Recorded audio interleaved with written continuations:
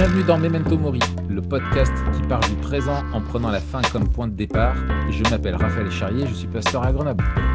Je m'appelle Mathieu Giralt, pasteur à YouTube, et on est tous les deux blogueurs sur toutpoursagloire.com.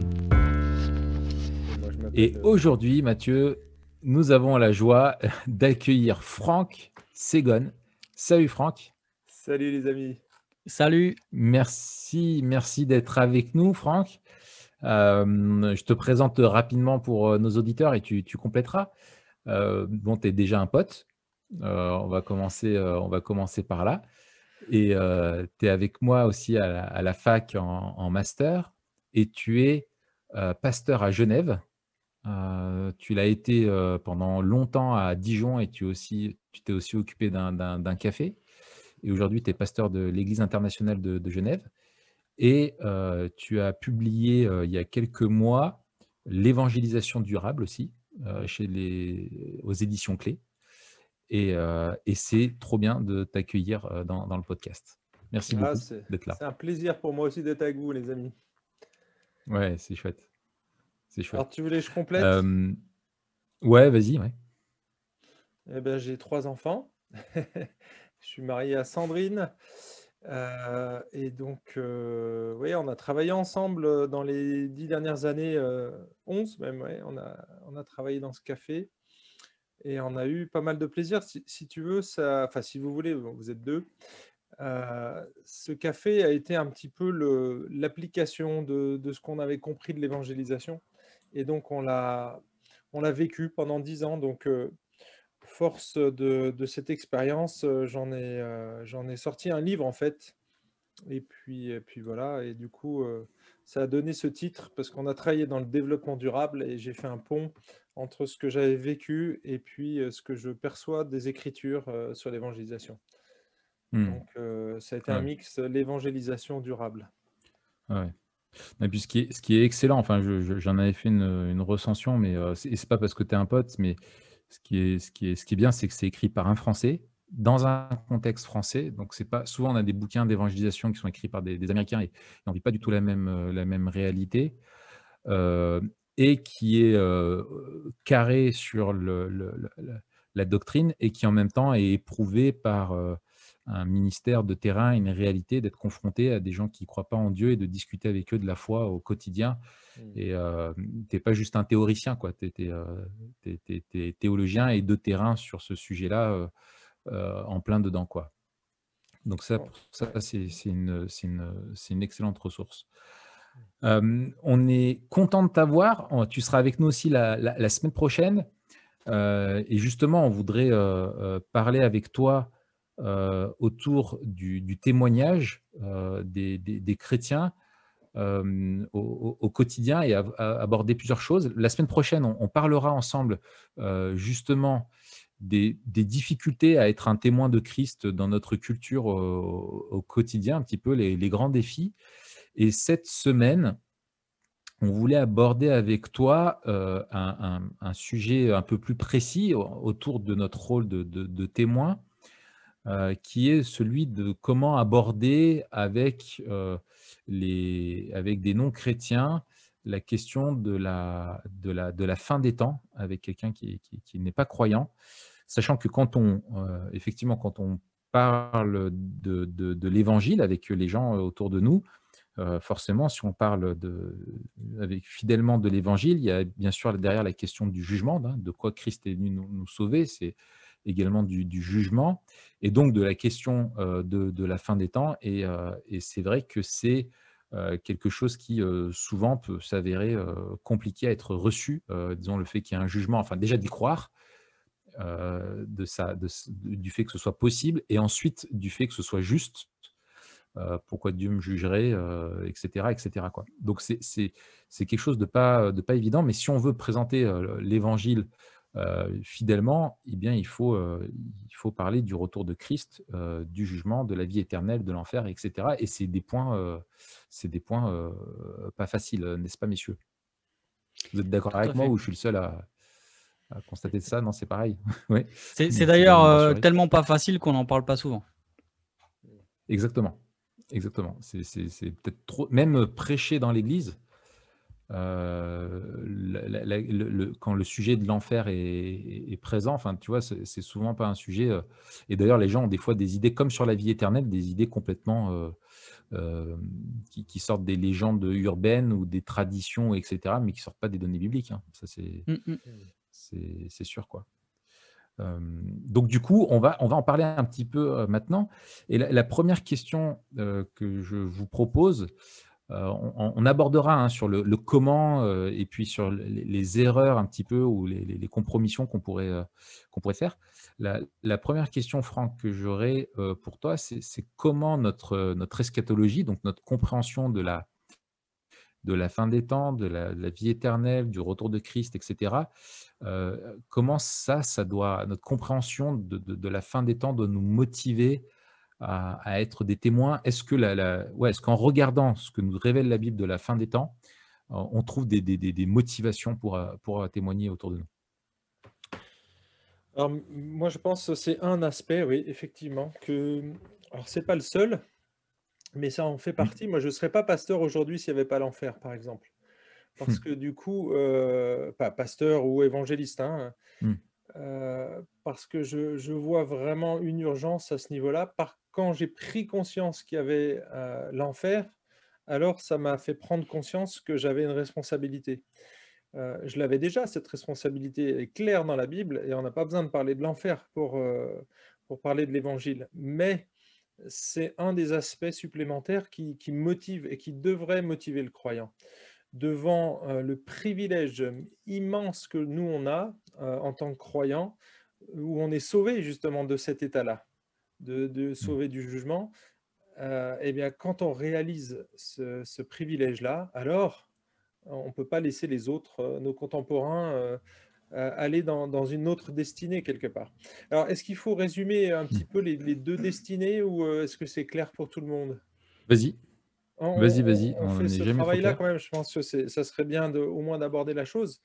Alors, d'après ma compréhension, hein, Vas-y. je pense que vous serez d'accord avec moi, vous pouvez me corriger si vous voulez. Mais je vois, moi, deux destinées qui sont claires. C'est la première, la 4 planches ou destinée. 4 murs? Non, pardon. Comment? Non, rien, c'est une allusion à un vieux truc de rap. Il n'y a que deux issues. Tu finis Ah, il y en entre a, 4 bah planches ou voilà. entre 4 murs. Voilà, bref. Excuse-moi, vas-y, vas-y. Alors, moi, je pense il y a deux destinations. Il y a la première qui conduit les croyants dans la présence de Dieu. Alors ça, on va dire que c'est la destinée la plus heureuse.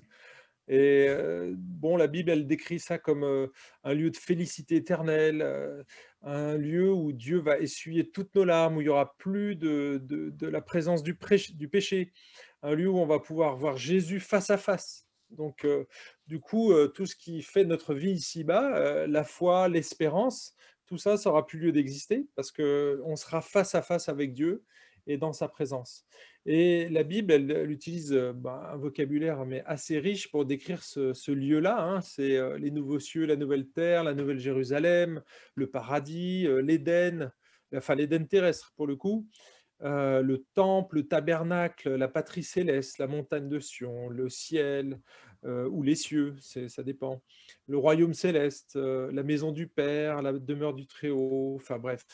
On a un vocabulaire mais super riche pour décrire finalement cet état. Donc ça, c'est la première destinée et ça concerne les croyants. La deuxième, et il y en a que deux, il n'y a pas d'autres destinées, c'est qu'il y a les non-croyants et eux, ils seront conduits loin de la présence de Dieu.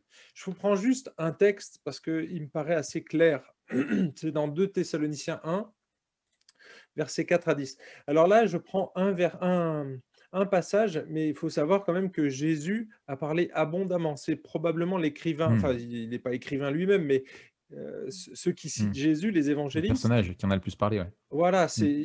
il en a parlé plus que tous les autres auteurs de la Bible. Et donc, du coup, voilà, Mmh. il n'y a pas qu'un seul texte. Là, je cite Paul, mais il faut savoir que Jésus l'a cité en abondance. Alors, 2 Thessaloniciens 1, versets 4 à 10. Aussi, nous glorifions-nous de vous dans les églises de Dieu à cause de votre persévérance et de votre foi dans toutes vos persécutions et les afflictions que vous supportez. Donc ça, c'est le contexte des Thessaloniciens. Ils vivaient la persécution. Il y a là, et donc c'est ce que dit Paul juste derrière, qui nous intéresse. Il y a là une preuve du juste jugement de Dieu, afin que vous soyez rendus dignes du royaume de Dieu, pour lequel vous souffrez. Car il est juste, selon Dieu, de rendre l'affliction à ceux qui vous affligent, et de vous donner à vous qui êtes affligés du repos avec nous, lorsque le Seigneur Jésus se révélera du ciel avec les anges puissants, au milieu d'une flamme de feu, pour punir ceux qui ne connaissent pas Dieu et ceux qui n'obéissent pas à l'évangile de notre Seigneur. Ils auront pour juste châtiment une ruine éternelle, loin de la face du Seigneur et de la gloire de sa force, quand il viendra pour être en ce jour-là glorifié dans ses saints et admiré dans tous ceux qui auront cru. Or, vous avez cru à notre témoignage. Alors, le texte est un petit peu long, mais on va se concentrer sur les versets 8 et 9. Ici, il parle d'une punition, il parle d'une flamme de feu. Punir ceux qui ne connaissent pas Dieu et qui n'obéissent pas à l'évangile. Donc, vous voyez, il ne s'agit pas d'avoir une liste de péchés et de dire, tiens, il a menti 12 fois, il a volé 3 fois une pomme et une fois où il a cambriolé une banque. Enfin bref, ce n'est pas un listing en fait de péchés ici dont il fait l'objet. La punition, c'est ceux qui ne connaissent pas Dieu et qui n'obéissent pas à l'évangile. Et donc, les motifs ici de la condamnation, finalement, on parle de jugement, donc c'est une condamnation, bah, c'est le fait de ne pas obéir à l'évangile. Et c'est quoi ne pas obéir à l'évangile? Bah, c'est ne pas croire dans les vertus salvatrices de la croix. Le sacrifice de Jésus, pour moi, il est efficace pour celui qui croit, mais c'est totalement inutile pour celui qui ne croit pas. Hein, c'est un petit peu comme on va prendre l'efficacité d'un vaccin. Le vaccin il est efficace si on croit notre médecin sur parole. Si on ne croit pas que ce vaccin est utile, on ne se fera pas vacciner. Et du coup, on sera probablement contaminé. La Bible, elle parle d'un virus, elle parle du péché, d'un virus spirituel qui a atteint tous les hommes. Et aujourd'hui, on est tous atteints par ce virus. Et du coup, eh bien, il nous faut un vaccin. Et le grand médecin, c'est Dieu. Et il a envoyé le vaccin. Le vaccin, c'est Jésus. La piqûre, c'est la croix. Et quelque part, si on veut que Dieu nous sauve de ce virus-là, de ce virus du péché, eh bien, il faut qu'il nous inocule le vaccin du Christ. Et donc, c'est en ayant Christ, en croyant, en plaçant sa confiance dans ce que Jésus a fait à la croix, en ayant la conviction qu'il pardonne nos péchés. Il l'a prouvé en mourant sur la croix et en ressuscitant. Et donc, du coup, le fait de placer notre confiance, c'est ce qui va libérer les hommes. Et c'est ce qu'il dit ici, hein, ceux qui n'ont pas obéi, donc qui n'ont pas placé leur confiance dans ce que Jésus a fait à la croix. Alors, pourquoi je dis ça? Parce que, et pourquoi je n'ai pas listé toutes sortes de péchés? Parce qu'en fait, il faut revenir à la source du péché. Le péché, la racine du péché, c'est pas la transgression elle-même, même si 1 Jean chapitre 4, je crois, nous dit que le péché, c'est la transgression de la loi, mais c'est pas seulement ça. La Bible, elle va plus loin, et je pense qu'il y a même la racine du péché quelque part, c'est la non-foi, le fait de ne pas faire confiance. Et finalement, tout ce qu'on va faire derrière, tous les péchés qu'on va pratiquer, ne sont qu'une conséquence du fait qu'on ne fait pas confiance à Dieu. D'où je puise ça? Dans l'évangile de Jean, tout simplement, chapitre 16, verset 11, verset 8, on va commencer au verset 8, « Et quand il sera venu, il parle du Saint-Esprit, il convaincra le monde de péché, de justice et de jugement. » Et le verset 9, il dit « De péché parce qu'il ne croit pas en moi. » De péché parce qu'il ne croit pas en moi. Et du coup, on voit qu'ici, la conviction de péché, c'est lié à la non-foi. Et du coup, c'est la base en fait. Est-ce que tu fais confiance à ton Créateur? On retrouve ça en Jean 3, hein, Jean 3, verset 18. Celui qui croit en lui n'est pas jugé, mais celui qui ne croit pas est déjà jugé. Donc vous voyez, l'objet de la condamnation, c'est pas la pratique du péché, mais c'est le fait de ne pas faire confiance à son Créateur. Et donc du coup, il faut revenir à des textes comme cela pour voir qu'on est déjà jugé. Hein. Jean 3, 18, celui qui croit en lui n'est pas jugé, mais celui qui ne croit pas est déjà jugé. Et donc, ça, c'est le postulat de base de la Bible. C'est pas moi, mais c'est la Bible qui en parle clairement. C'est que là, tous les hommes, dès leur naissance, ils sont jugés. On est déjà jugés. En fait, la seule chose qu'on mérite, finalement, c'est l'enfer. C'est le fait d'être éloigné de Dieu. Ben, et j'aimerais vraiment que ça ne soit pas le cas, mais c'est ce que la Bible décrit en tout cas, et je pense il faut la prendre au sérieux dans ce domaine-là, et dans tous les autres domaines d'ailleurs. Romain, moi je peux prêcher pendant longtemps comme ça, les amis, si vous voulez. T'as raison, ouais. T'as raison de rappeler que c'est quelque chose en tout cas, il n'y a aucune ambiguïté selon la Bible. Sur la réalité du jugement que nous méritons tous, c'est le mode par défaut, on va dire, et de la grâce qui est accordée en Jésus pour ceux qui croient.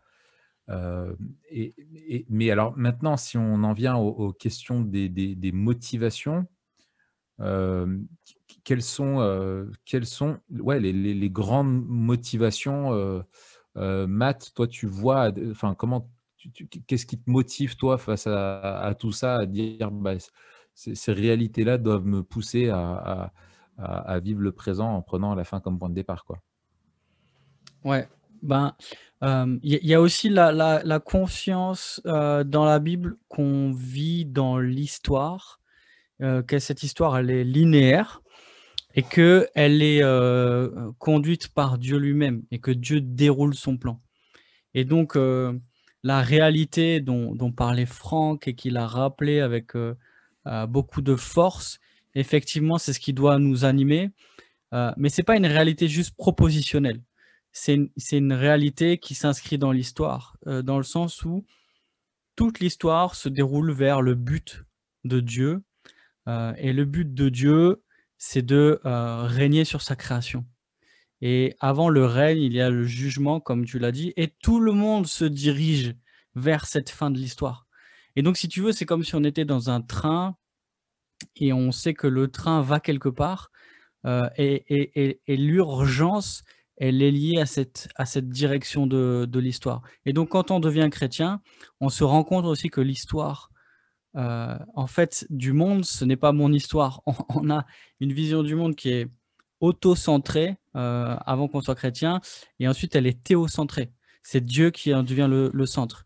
Et donc, ce qui compte, ce n'est pas seulement ce que je vis, ce que je veux et mes projets, mais c'est les projets de Dieu, et pas seulement pour moi, c'est les projets de Dieu pour l'Église et pour l'humanité.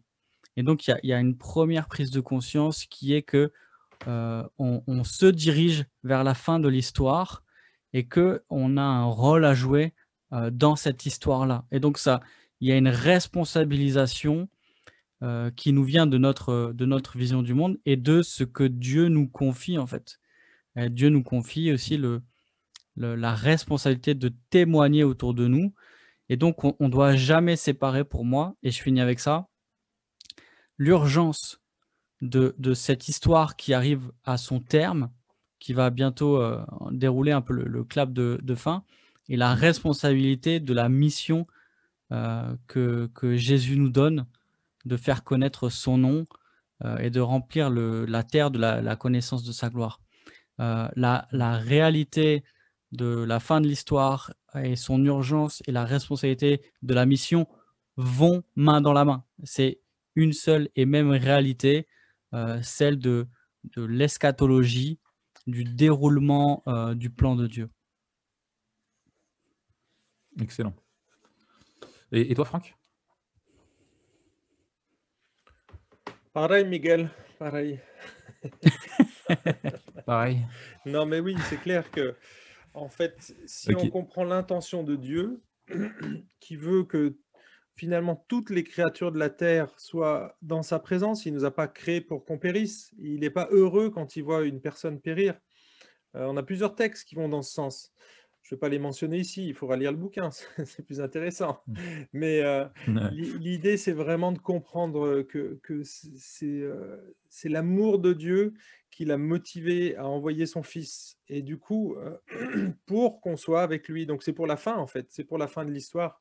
Donc je suis Mmh. complètement d'accord avec ce que dit Matt, c'est la fin qu'il faut regarder, quel est l'objectif ultime. Et puis bah, après, il nous a laissé des consignes pour atteindre cette fin Mmh. du mieux possible et, comme dirait l'apôtre Paul, avec le plus grand nombre. Hmm. Et il ne veut qu'aucun périsse. Il s'est fait tout à tous afin d'en gagner le plus grand nombre. Il y a vraiment cet objectif, c'est le afin d'eux qui m'intéresse. Pourquoi il a fait tout ça, pourquoi il s'est fait serviteur, pourquoi il a souffert, pourquoi il est resté sur la terre alors qu'il aurait préféré largement aller au ciel. Eh bien, tout simplement pour accomplir la mission que le Seigneur lui a confiée. Et donc, voilà, je crois que si on a vraiment saisi l'aboutissement de l'histoire, eh bien, on comprendra mieux notre rôle ici-bas. Et donc, c'est pas mal de commencer par la fin pour remonter jusqu'au début. Ouais, Excellent. ouais, ouais. C'est Et sage. j'ai un autre truc aussi, Raph, peut-être ta question elle me fait penser, on le souligne souvent, mais c'est le lien entre éthique et eschatologie. Hem, Dans le sens où, avec cette formule que j'ai trouvé vraiment sympa de Mou, dans son commentaire sur Romains, là, sur Romains 13, il disait, hem: «On doit, on doit pas seulement devenir ce que nous sommes, mais on doit De ce devenir qu'on a ce appelé à que être. l'on sera». Et lui, il dit: Mmh. «On doit, il y a une anticipation un peu de la nouvelle création déjà maintenant». Et donc les chrétiens, en fait, c'est ceux qui vivent selon le royaume de Dieu qui est déjà là et qui est en même temps à venir. Et donc il y a une Mmh. correspondance entre déjà notre vie et le monde, mais aussi il y a le monde à venir. Il y a une correspondance entre le monde à venir et les promesses de Dieu qui seront réalisées et ce qui a été perdu, l'Éden qui a été perdu. Et donc c'est là où l'eschatologie aussi a une résonance particulière dans notre témoignage. C'est qu'en fait, heu, l'eschatologie a les promesses qui correspondent aux aspirations des gens qui, sont là depuis le début. L'homme a été créé par Mmh. Dieu et pour Dieu, et son cœur ne trouve le repos qu'en Dieu, et tout ce qui l'anime, tout ce qu'il recherche, il ne peut le trouver qu'en Dieu. Et il y a donc cette réponse de l'Évangile qui dit: «Mais tout ce que tu recherches, tu ne peux le trouver qu'en Dieu, et tu ne pourras le vivre complètement qu'à la fin des temps, Mm. avec Dieu». Et donc il y a une résonance entre notre éthique, notre eschatologie et notre anthropologie, la manière dont on a été créé par Dieu et pour Dieu. Tout ça fait que plus on est conscient et plus on saura articuler avec clarté la beauté des promesses de Dieu eschatologiques, et plus aussi on aura un écho de résonance dans le cœur des gens, où les propositions, il me semble, les plus pertinentes et celles qui touchent le plus, ce ne sont pas des propositions intellectuelles. Je pense qu'en France, alors je ne sais pas si c'est limité à la France, mais je ne sais pas ce que vous en pensez, les gars, dites-moi. J'ai l'impression quand même qu'on a une présentation de l'évangile, que ce soit dans l'évangélisation, mais aussi par la prédication, et je me place dedans, qui est très intellectuel. Et on doit retrouver un appel aux affections, et ces affections-là, on Irrationnel. peut les exactement. Mais, On est c'est très sur aussi l'héritage, le rationnel. Oui, bien sûr. l'héritage français, quoi. Mmh. Mais ces affections-là, en fait, quand tu parles des nouveaux cieux et de la nouvelle terre et que tu décris, ce que Dieu nous promet, les gens ils disent: «Mais c'est ça que j'ai envie de vivre». Et en fait, c'est là où tu articules le fait de, ben, hem c'est la plus belle des promesses de Dieu, c'est qu'on sera avec lui et qu'il Et sera la meilleure parmi version nous. de nous-mêmes. Exactement. Heu, La On sera la version meilleure version de Raphaël nous-mêmes, hein. 2.0. Voilà, c'est ça. Ouais. Non, mais c'est très vrai. Vous me laissez juste des miettes pour compléter. alors Mais vas-y, Raph, on t'écoute. je pense qu'il y a, si on parle d'un point de vue vraiment strictement de notre connaissance de la perspective de l'éternité comme motif d'évangélisation aujourd'hui, moi je pense à plusieurs choses. Il y a la première qui me vient, c'est ce que moi, c'est la réalité, en fait, ce qui m'a saisi, c'est la réalité de l'enfer, et de réaliser que l'enfer est réel, aussi réel que la chaise sur laquelle tu es assise, aussi réel que le monde que tu es en train de voir un jour, tu y seras, quoi. Et ça, c'est des frissons dans le dos et effectivement, enfin, je te rejoins, Franck, dans ce que tu disais sur ton exposé, tu vois, des données, bibliques. La façon dont Jésus en parle, je me suis toujours posé la question. Tu vois, tu vois, Paul, il est dans une démonstration théologique, mais Jésus, il ne le fait pas tant comme ça. Lui, il le fait avec des images, où il Figure. reprend notamment des images d'Ésaïe, etc. Et en fait, je me disais, mais pourquoi ces images-là, tu sais, c'est tu vois, le Tant feu de de la feu. géhenne, qui était une vallée, quoi, qui brûlait toutes les ordures, un ver qui te ronge pour toujours. Enfin, tu vois, toutes ces images-là. Mais en fait, tu te dis, mais le but, alors je crois que ça rejoint ce que disait Matthieu sur ces côtés négatifs de ce que tu as envie de vivre. C'est là, ça te fout les pétoches. Il te donne des images d'un film d'horreur, tu vois. Il voulait te foutre la trouille en disant, mais ça va être horrible. Il faut que vous réalisiez que c'est ça, quoi, les gars. Mm. Et moi, il y a ça qui, du coup, mais je me dis, mais moi, je ne veux pas ça pour mes amis, pour mon entourage et tout ça. Je me dis, mais c'est quelque chose qui est terrible. Déjà pour moi, je l'ai compris à ma conversion, mais pour les autres. Et en fait, pour moi, c'est un motif de compassion et de solidarité, où tu ne peux pas vouloir ça pour des gens que tu aimes. Même pour quelqu'un que tu n'aimes pas et que tu connais pas. Quand tu vois, moi, ça m'arrive parfois d'être dans le tram et je regarde, tu es dans le tram bondé, là, on rentre à Grenoble et tout ça, et puis je vois tous ces gens-là et je me dis, mais Seigneur, mais s'ils n'entendent pas l'évangile, s'ils ne se tournent pas vers toi, mais c'est terrible, quoi. Et moi, je sais que des fois, j'ai la boule qui me monte dans la gorge et je suis pas bien. Ça me met pas bien. Et donc moi, c'est ça qui me fait beaucoup de peine. Heu, il y a une autre chose, c'est aussi, l'élection qui vient compenser ça, je trouve, où, finalement, quand tu regardes, dans l'eschatologie, le rappel de l'élection est vraiment très présent, sur le fait qu'on est inscrit dans le livre de vie, etc. Et de me dire, bah, en fait, c'est parce qu'il y a des gens qui sont inscrits dans ce livre-là que, moi je dois aller, le leur dire, en fait. Tu vois? Qu'ils peuvent se tourner vers Christ et que le message est aussi pour eux. Si j'avais aucune certitude sur l'élection, je me dirais: «Mais aujourd'hui, c'est fini», tu vois? Il y a qu'une poignée de gens qui croient, en tout cas en Occident. Je sais que c'est pas du tout pareil, ailleurs, où il y a une dynamique de l'évangile qui est phénoménale dans d'autres parties, dans d'autres régions du monde. Mais en tout cas, je me dirais: «Voilà, le temps de l'Europe est passé, le temps de la France encore plus, et c'est mort, ça sert à rien de me bouger, quoi». Mais ce qui est fou, là, on fait une série sur le livre des Actes, et en fait, il y a toujours, dans toutes les villes où ils passent, il n'y a pas une ville où il n'y a pas de fruits. Il n'y a pas une ville où il n'y a pas de conversion, où il n'y a pas, voilà. Alors il y a très souvent de la persécution, il y a plein de problèmes, mais il y a toujours du fruit, et ça répond aux promesses de Christ, quoi. Et du coup, oui, je crois, l'élection, moi aussi, et cette certitude-là me motive pour l'évangélisation. Et puis il y a un autre point aussi, c'est la compréhension, je crois, de la grâce, qui me fait dire que, ben, ouais, en fait, pourquoi moi?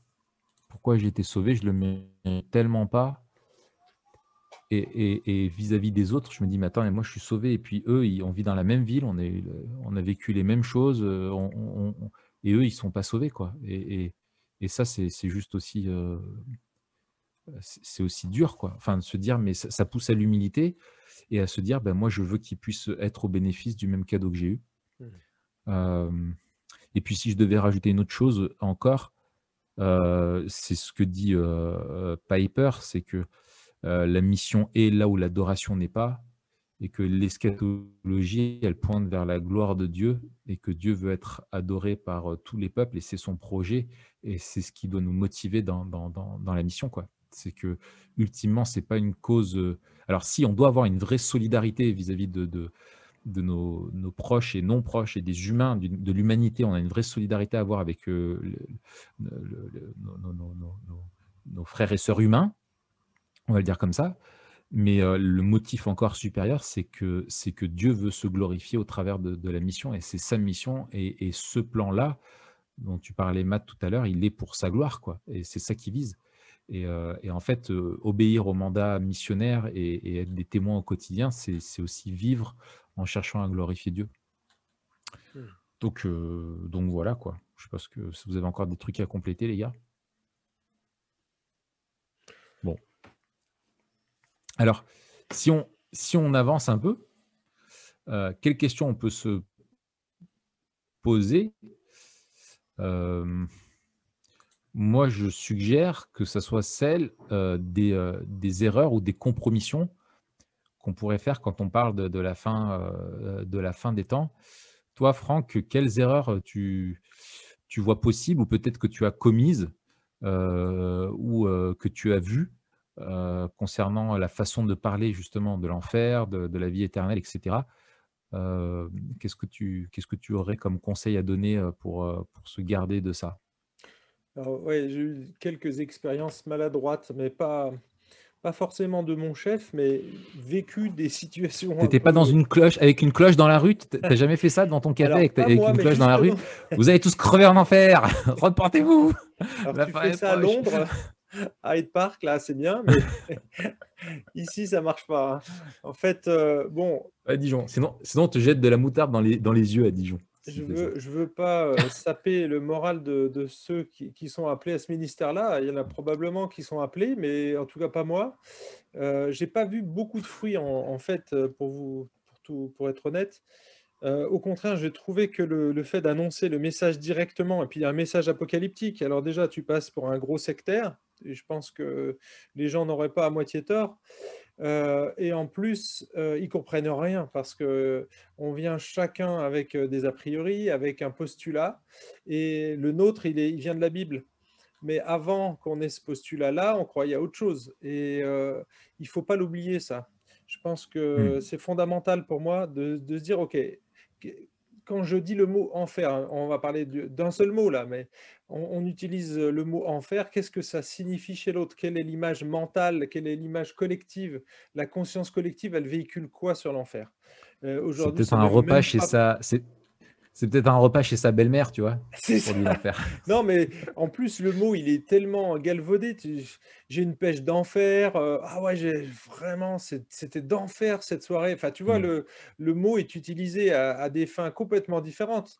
Hmm. Tout est à revoir à ce niveau-là. Donc, du coup, prêcher un message apocalyptique, déjà pour qu'on soit compris, il faut beaucoup de paramètres. Je pense qu'il y en a peut-être quelques-uns qui vont capter le message, ceux qui ont une culture éventuellement soit lointaine, soit plus proche, peut-être des étrangers qui ont vécu, tu vois, dans une culture, chrétienne, en christianisme. Mais nous, on est en post-christianisme et les mots, il faut tout redéfinir, en fait. Et donc, moi, je dirais que la première chose, c'est qu'on ne doit pas présupposer que les gens connaissent l'amour de Dieu avant de leur parler des conséquences de cet amour. Parce que, en fait, l'enfer, c'est une conséquence de l'amour de Dieu et de sa justice. Et du coup, on ne peut pas parler des conséquences de cet amour et de cette justice s'ils n'ont pas encore saisi ce qu'était l'amour de Dieu, le Créateur, etc. Et donc, je pense qu'il faut vraiment, heu, il faut rappeler le méta-récit, tout simplement. Moi, je repartirais, Hmm. pour reposer les bases, reposer les fondements et pour Ouais, c'est arriver à. l'histoire, quoi. Rappeler C'est ça. l'histoire, comme disait Matt tout à l'heure, quoi. C'est Tu rappelles l'histoire, exactement, le parce sens de que sinon l'histoire. on Hmm. est complètement déconnecté. On parle d'un sujet et là on parle de l'enfer, mais on peut prendre tous les sujets éthiques aujourd'hui et être en désaccord profond avec nos amis et je pense pas que ce soit le bon angle d'attaque parce qu'on n'a pas les mêmes Hmm. référentiels. On ne peut pas tomber d'accord, ce n'est pas possible. Parce que Hmm. même nous, regarde, si toi tu discutais de l'enfer alors que tu es pas chrétien, mais on pourrait pas être d'accord. Même moi, j'ai du mal à parler de l'enfer parce que j'ai pas envie que les gens aillent en enfer. Mais c'est pas mon avis qui compte, c'est ce que la Bible dit qui compte, tu vois. Et donc, Ouais. voilà, nous, on arrive à cette conclusion sur l'enfer parce que notre référentiel, c'est la Bible. Elle fait autorité. Mais c'est pas le cas dans la vie des gens qui sont autour de nous. Donc, il faut déjà poser cette base-là, tu vois, revenir à la Bible, les Ouais, reconnecter avec le message ils ne biblique peuvent pas une croire à fois. l'enfer. Ils ne peuvent pas croire à l'enfer s'ils croient pas en Dieu. C'est ça que Exactement. tu dis, quoi.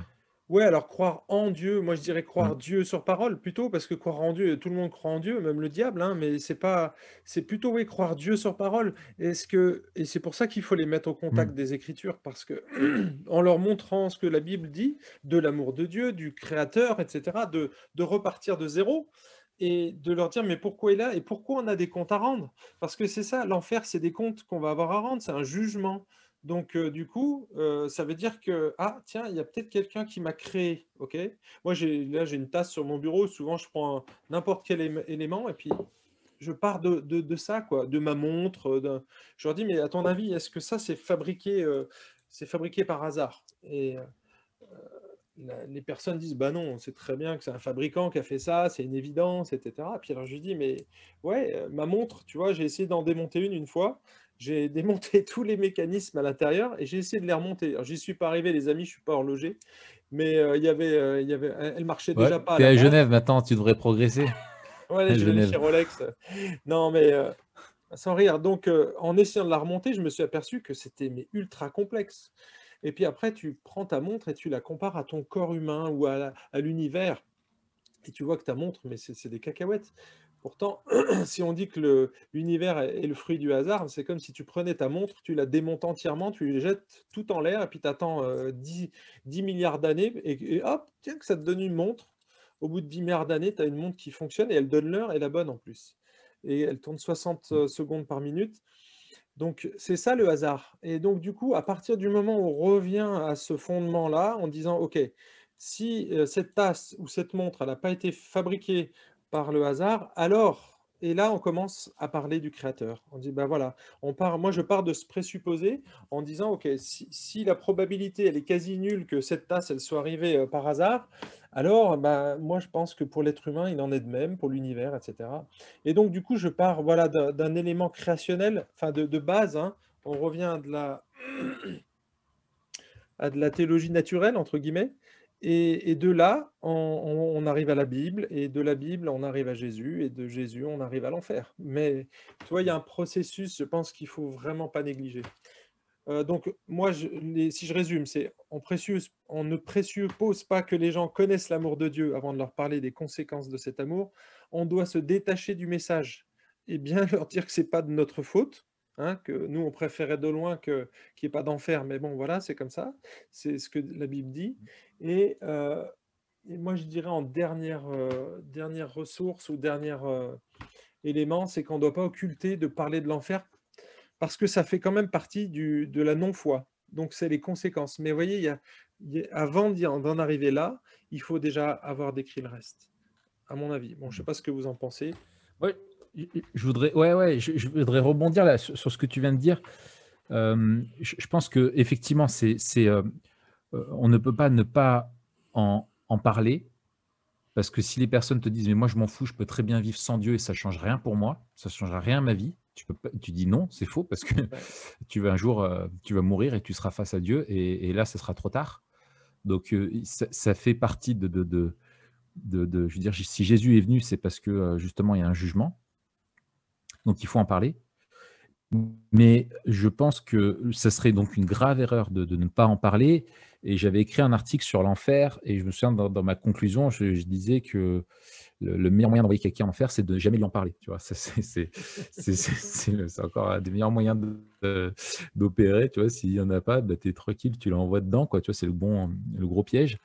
Mais je pense aussi que l'enfer, parce que tu disais, tu as fait allusion à ça, Franck, dans le sens où c'est aussi une doctrine qui est liée à l'amour de Dieu et à sa justice, qu'il y a aussi une présentation positive de l'enfer. Hmm.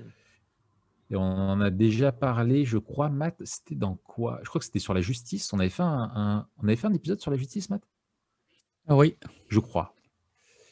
Et sur les polars, où on se posait la question pourquoi est-ce qu'on aime les polars et comment justement l'eschatologie satisfait notre soif de justice, c'est que quand tu regardes le monde dans lequel on est, et chacun fait face à des injustices et se plaint de voir que la justice des hommes est rarement à la hauteur, et quand bien même elle est sévère, elle ne satisfait pas pleinement notre soif de justice, mais que l'enfer révèle non seulement la gravité réelle du péché, c'est que c'est qu'il nous pousse à l'enfer parce que c'est une offense qui est faite à un Dieu qui est d'une dignité, d'une sainteté infinie, et l'offense qui lui est faite est infinie, et la- rien ne peut la payer si ce n'est Christ qui verse son sang pour nous. Et en même temps, ça satisfait aussi du coup notre besoin qu'une justice soit rendue, Mm. et de savoir que, bah oui, telle personne est morte sans payer aux hommes sa dette, bah, elle évitera pas le jugement de Dieu. Et je pense que ça peut être vraiment un point d'entrée pour montrer qu'en fait, on aspire tous finalement on aspire tous à ce que l'enfer existe, mais du coup, il existe. Et du coup, il y a ta question sur toi, quoi. C'est-à-dire, du coup, il est aussi pour toi, tu vois. Et c'est ça que, c'est comme, ouais, il faudrait enlever le péché du monde. Et pourquoi Dieu n'enlève pas le péché du monde? Bah, ok, s'il arrête maintenant, il siffle la fin de la partie. Et ben, toi, du coup, où est-ce que tu en es, quoi? Tu vois, c'est la même chose, quoi. Et tant que tu n'es pas justifié par ta foi en Christ, et ben, tu es aussi dans le même camp que le pire des criminels, et tu vas dans la même destination, quoi. Donc moi, En je pense fait, que ouais, ouais. il y a une vraie présentation, au lieu d'être dans la présentation des fois, oui, caricaturale et apocalyptique de l'enfer, du jugement dernier, de la fin des temps, etc. Comme tu vois, Homer Simpson qui pète un plomb et qui, avec une pancarte dans la rue et la cloche, voilà, tu vois, comme un fou. Il y a aussi une vraie, ça rejoint ce que tu disais, Matt, les affections que l'on a. Il y a une aspiration à ce que l'enfer existe. Et que le méchant soit jugé et paye pour ses fautes. Hmm. Et toi, Matt? Mais je pense, alors vous l'avez soulevé un petit peu en creux, je pense qu'on a perdu aussi comment dire, les occasions de parler de l'enfer, ou en tout cas qu'on en parle moins, parce qu'aussi notre théologie de Dieu a été amputée.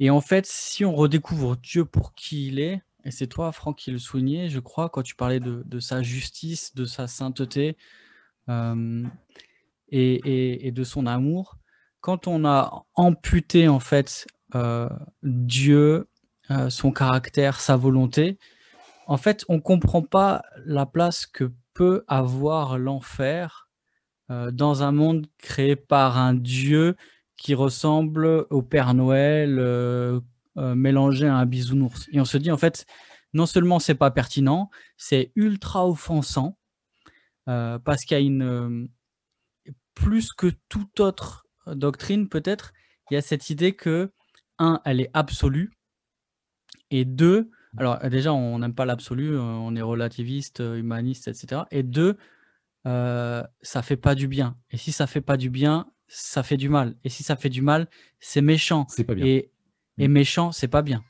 Et C'est donc, pas dans une inclusif. société, en fait, c'est ça, c'est pas inclusif. Dans une société où on peut plus offenser personne pour rien sur n'importe quoi, et souvent, c'est des bonnes raisons hein, de réfléchir à ne pas offenser les gens. Mais là, en fait, c'est ultra offensant et c'est normal, en fait. Et c'est normal parce que ça va à l'inverse de tout ce que l'on est. Et tant qu'on n'a pas retrouvé Dieu pour qui il est, on ne pourra pas annoncer l'enfer aussi pour ce qu'il est. Et donc, je pense que une présentation juste de Dieu va impliquer une présentation plus simple de l'enfer. Parce que même si les gens ne sont pas d'accord avec nous, ils seront obligés de reconnaître que Dieu ne serait pas juste s'il ne punissait pas le mal. Et donc, en C'est fait, ça. on veut les amener à reconnaître non seulement la réalité de l'enfer, mais aussi la justice de Dieu, sa sainteté, etc. Et que finalement, l'enfer est compatible avec Dieu, mais peut-être pas le Dieu qu'il s'était inventé. Donc je pense qu'il y a un lien aussi entre notre doctrine de l'enfer et notre doctrine de Dieu.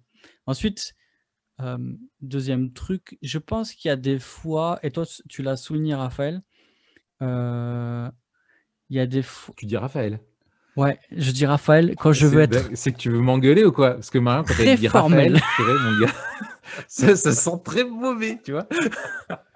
Non, je crois que c'est parce que je lisais, je lisais Raphaël sur ton truc Zoom, alors ça m'a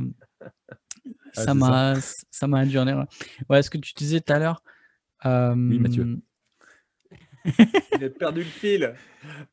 Ouais, j'ai perdu le fil, mais ça y est, j'ai retrouvé. Une fois, j'étais en covoiturage. J'avais un gars. L'indifférence complète. Et c'est rarement ça. Hein, parce que dès que tu dis que t'es pasteur, t'es machin, il y a des gens soit qui sont pas d'accord, soit qui vont te provoquer avec des questions un peu pièges. Ça m'est arrivé plein de fois. Soit ça va partir en débat, soit ils sont intéressés parce qu'ils ont plein de questions sur la religion, ils savent pas qui l'a posé, machin. Et là, le mec met l'indifférence la plus complète. Et ça, je dirais, c'est la dernière carte à jouer, mais parfois c'est la seule carte à jouer en disant, mais ok, mais en fait, tu sais que peu importe ton indifférence, il y a une réalité et cette réalité-là, elle est terrible et tu dois au moins te poser des questions.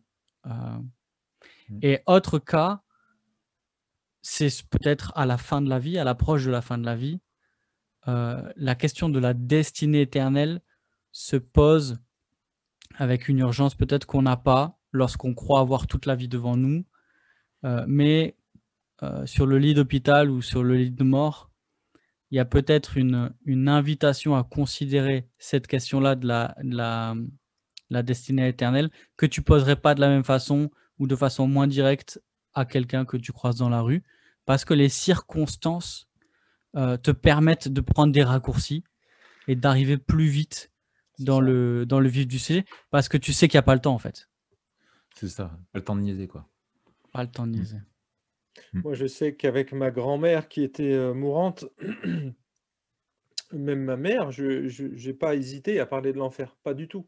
Parce que je sais que elle était proche et que c'est parfois un aiguillon qui réveille de l'indifférence, justement. Tac, ça vient piquer un petit peu l'indifférence et ça peut faire réagir. Et j'ai vu dans ma mère, en tout cas, elle se disait athée et à la fin, là, dans les dernières heures de sa vie, elle se disait plus complètement athée. Elle a même accepté que je prêche à son enterrement. Donc, je me suis dit, bah, écoute, le Seigneur, il sait tout ça. C'est dans son... Moi, j'aimerais revenir à un truc, une chanson que vous connaissez tous, de Paul Naref, parce que c'est bien ancré dans la mentalité française. Nous irons tous au paradis. Vous connaissez cette chanson-là. Et en fait, c'est un peu ce qu'il Grand a. théologien, ce Paul Naref. C'est un grand théologien. Alors, je me suis dit souvent, qu'est-ce que tu fais avec cette chanson? Tout le monde la chante à tue-tête et tout. Alors, moi, je l'ai transformée déjà, mais surtout, c'est que ça donne des fois. C'est-à-dire, tu l'as transformé. Non, mais t'es transformé, c'est-à-dire. Bah, nous irons Qu'est-ce tous que t'as au fait? paradis, tous ceux qui ont cru en Jésus-Christ. Enfin, tu vois, j'ai transformé les paroles. D'accord. Mais D'accord, gros délire. en fait, ça, c'était pour moi. Maintenant, parce que j'aimais bien la chanson, mais après le message derrière, je me suis dit: «OK, c'est une base parfois pour pouvoir parler de l'enfer». Voilà comment je m'y prends. Une personne, aborde cette question-là: «Oui, mais on va tous au paradis». Je dis: «Bah, écoute, on va y réfléchir». Alors, si tu es satanique, ou que tu n'aimes pas une personne, mais vraiment que tu la détestes et qu'on te dise: «Voilà, eh bien, quand tu vas mourir, tu vas te retrouver pour l'éternité dans sa présence». Est-ce que ça s'appelle de l'enfer ou du paradis à ton avis? Eh bien sûr, la personne va te dire: «Bah, c'est plus proche de l'enfer que du paradis». Eh bien, c'est la même chose avec le fait de dire que tout le monde ira au paradis. Philosophiquement, ça tient pas la route. Parce que du coup, on va mettre tous ceux qui détestent Dieu dans le même panier avec ceux qui aiment Jésus, tu vois. Et on se retrouve tous dans la même famille. Alors, tu imagines le lieu de discussion que ça va provoquer, mais c'est surtout complètement incohérent. En- Dieu ne peut pas imposer le ciel euh, Mm. aux humains justement parce qu'il y a ce libre arbitre et il ne nous imposera pas, il violera pas notre conscience. Et je pense que ça, il faut le... Et ça n'enlève pas l'élection, hein. Je suis calviniste. Je pense Mm. qu'il faut les deux, ça fait partie du message biblique. Dieu ne nous Ouais. imposera pas le ciel, il nous impose pas le salut, il s'impose pas à nous, il nous convainc, c'est pas la même chose. Et donc du coup, je pense que voilà, c'est un des aspects. Je pense qu'il faut faire réfléchir les gens quand ils disent cette phrase. Pour moi, c'est incohérent et il faut aller jusqu'au bout du raisonnement pour voir que ça tient pas la route. Ça tient pas la route. Mm. Ouais, je trouve un autre moyen, enfin, je rejoins complètement ce que vous dites. Je pense aussi, comme dans la façon d'aborder le sujet, hein, parce que c'est de ça dont on parle, comment on fait pour l'aborder. Euh, Moi, je trouve effectivement le fait qu'on vive dans un monde où on ne pense pas à l'enfer parce que on a aussi évacué la mort de la vie. Tu le vois d'ailleurs avec le coronavirus, on nous dit que c'est anormal de mourir. C'est quand même complètement dingue. Tu vois, il y a un truc qui est mortel, mais c'est anormal de mourir. Il y a ce refus-là. Et finalement, ce qui se passe en ce moment a pas mal, je pense, secoué beaucoup de monde aussi pour ça, parce que on, on- on avait fait un épisode hein, sur la mort, Matt, là-dessus, on vous renverra à ça, mais dans notre culture, a mis la mort derrière des écrans et de façon complètement on en a fait un spectacle, mais virtuel, mais le réel et le quotidien et le banal, elle l'a complètement rejeté. Euh, et finalement, ouais, la mort, malgré tout, se rappelle à nous régulièrement, et des fois, Dieu secoue un petit peu les choses et nous sort de notre confort pour notre bien dans ce domaine-là. Et donc, c'est une chose. Et je trouve aussi que justement, avec cette mauvaise théologie, enfin, ce refus de penser à la mort et à la fin de sa vie, ce refus de vivre le présent en prenant la fin comme point de départ, justement, empêche de se poser des bonnes questions, où c'est, je trouve, aussi effarant comment on se rassure juste avec des petites formules ou des croyances qui sont absolument pas fondées et qui reposent sur rien. Par exemple, j'ai été très, bon, ça va vous faire marrer, je pense, mais j'ai été vraiment, moi, très touché par la mort de Diego Maradona.